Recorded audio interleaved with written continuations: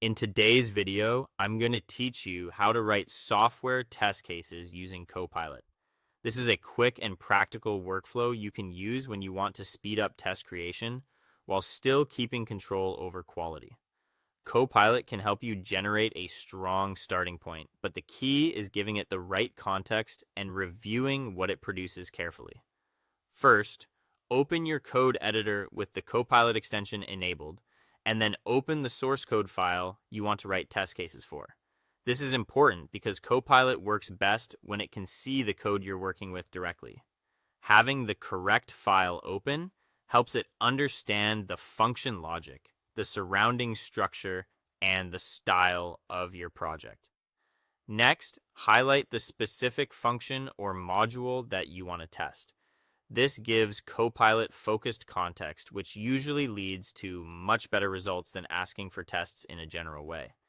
If you select too much code, the response may become broad or less precise. If you select the exact function or module, Copilot is more likely to generate targeted and useful test cases. After that, open the Copilot chat window or activate the inline prompt box using your keyboard shortcut. Either option works, so use whichever feels more natural in your editor. The goal here is simply to start an interaction where Copilot can respond based on the code you've selected.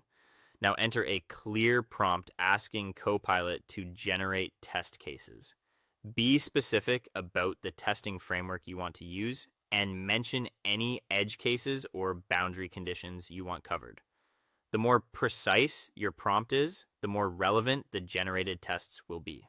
For example, it helps to indicate whether you want normal cases, error handling, invalid input checks, or limit conditions included. Once Copilot generates the test cases, review them carefully. This step matters a lot. Check that the inputs make sense, the expected outputs are correct, and the assertions truly match your project requirements. AI-generated code can be helpful, but it should always be validated.